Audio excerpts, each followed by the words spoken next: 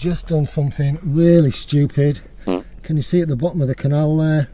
That's my car keys and house keys. Hello there, I hope you're well. Today I am down by Selby Canal.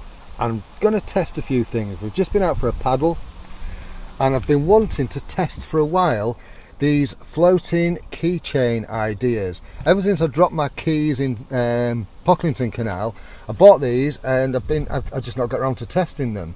So what I've done is, there's a set of keys. Now mine are there. What I've done is I've weighed out a spare weight set of keys that weigh roughly the same as that. So these weigh about 250 grams, so does that. So what we've got here is, we've got the Sea Hive floating keychain.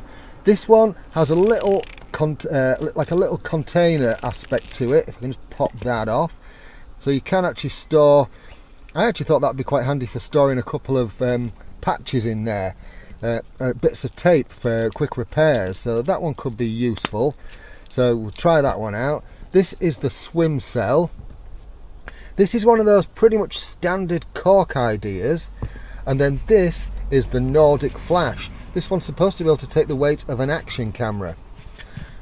I've also bought a couple of these from Military Mart surplus store, and basically it's a little clip-lock box and my keys fit in it. I've just never tested it to see if it floats, and it's supposed to be watertight too. So might as well do that as an idea at the same time. Let's do this. So this is a shallow part of the canal. I've put the cork on first. We'll give that one a go first. And the reason I picked a shallow part of the canal obviously is if these don't float, at least I can easily retrieve them back out. So let's give that a go. Nope, that's sunk. You can probably see that bobbing around underneath there. So probably good for a single key. Let's just take a small section of these off. So I've taken roughly half the weight off that key thing. Let's just see what happens if we drop that in. No, can't handle that.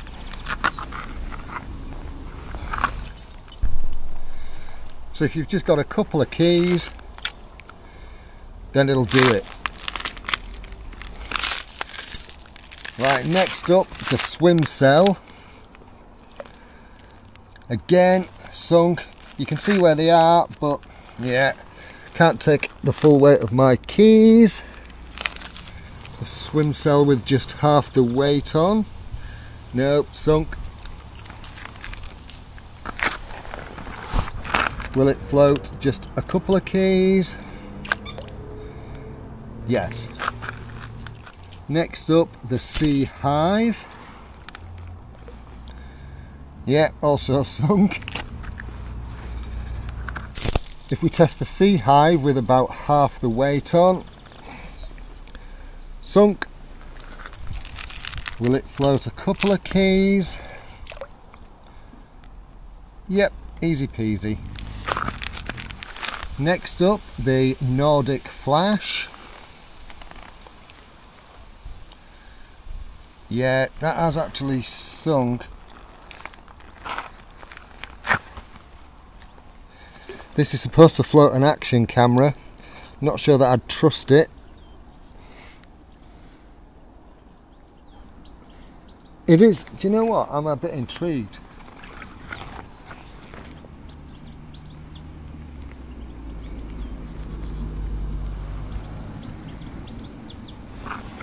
That, surprisingly, is doing better than the others. The keys are actually hovering off the surface.